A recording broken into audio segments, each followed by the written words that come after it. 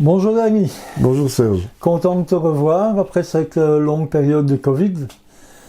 On se connaît bien entendu, mais je crois que il est très intéressant que d'autres qui pensent te connaissent encore mieux. Donc, je dirais dans le premier temps, qui es-tu? Ah, ça commence bien. Bon, je vais dire les choses très simplement. Donc, il faut dire mon âge. Donc, je vais sur l'année de mes 68 ans bientôt. Je suis quelqu'un de très chanceux, puisque je suis en bonne santé, que j'ai la chance de vivre toujours avec mon épouse que j'ai rencontrée à l'école, et avec qui je m'entends merveilleusement bien, que j'ai une belle famille, des enfants, des petits-enfants, et que j'ai la chance d'avoir, pendant ces années, pu pratiquer des activités. On en voit une derrière moi, donc c'est mes guitares, je fais de la musique. Mais là, on est là pour parler du kendo, et j'ai fait du kendo à partir de 1975.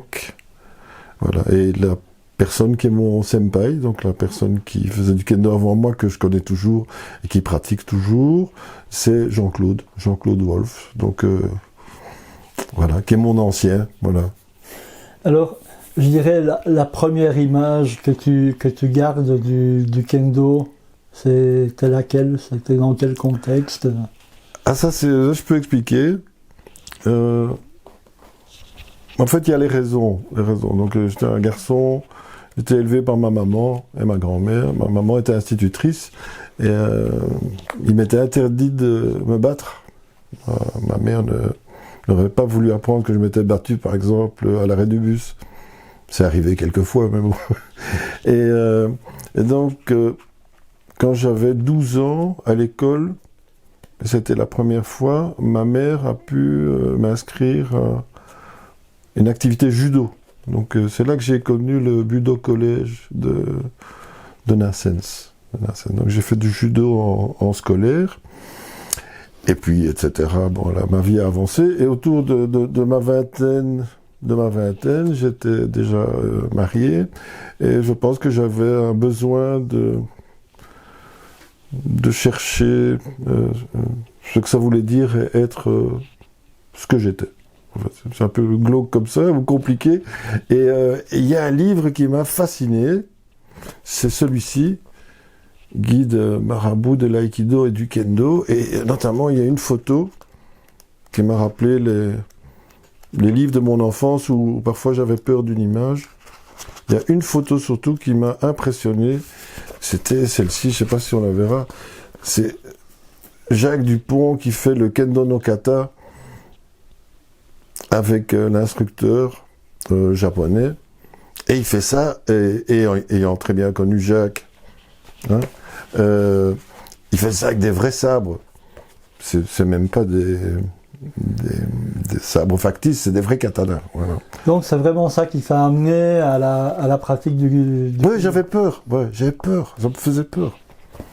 Alors que je suis comme les papillons en fait. J'étais attiré par le truc qui faisait de la lumière en fait.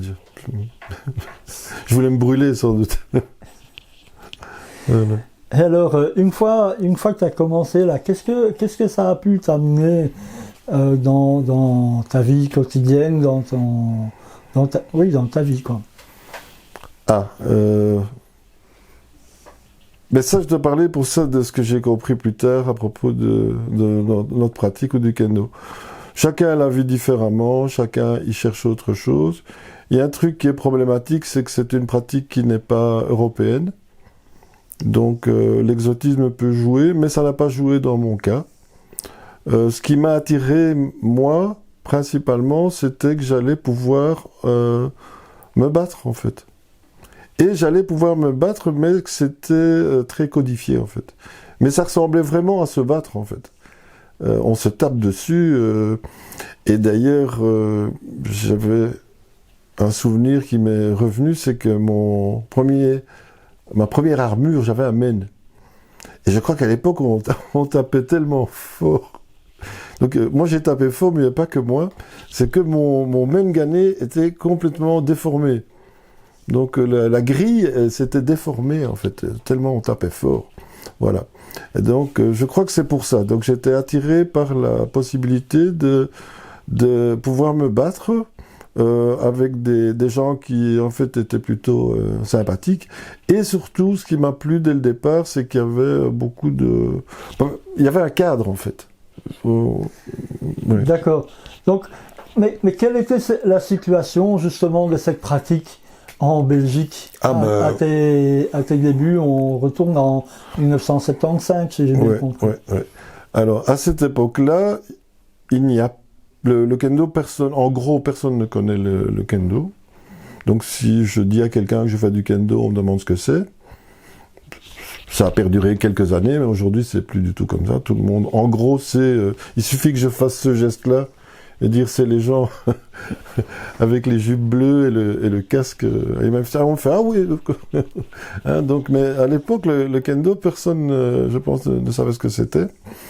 Et donc, pour être honnête, suite à cause de ce livre, en fait, j'étais tellement impressionné que je n'ai pas osé contacter directement l'adresse qui était dans le livre, donc qui m'aurait permis de contacter tout de suite Jacques Dupont et Gaston Sterckx. Mais comme j'avais fait du judo chez Nansens et que je me suis rendu compte qu'il y avait une activité kendo chez Nansens, j'ai été m'inscrire chez Nansens.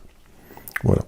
Et donc je suis resté, en fait, on va le dire comme ça, je vais le citer aussi, donc c'est la première personne qui m'a montré un shinai, on va dire comme ça, appris des rudiments, mais vraiment des rudiments. Donc c'est Marcel Fisset, qui était par ailleurs un homme charmant, mais que je n'ai plus connu après.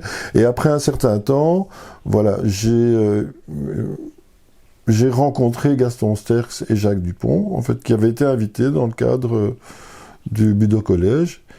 Et j'ai trouvé ça tellement formidable, mais j'étais naïf à l'époque, que j'ai dit à Marcel Fisset, donc maintenant on va les voir tout le temps. Bon, j'ai compris que cette idée-là n'était pas la bonne. Finalement, c'est grâce à mon épouse qui m'a dit, mais enfin, qu'est-ce qui t'empêche? Tu n'es pas obligé tu n'es pas marié avec le Budo Club, là, le Budo Collège, ça s'appelait. Tu n'es pas marié, donc si tu veux rencontrer ces gens, tu n'as qu'à leur téléphoner. Et c'est ce que j'ai fait.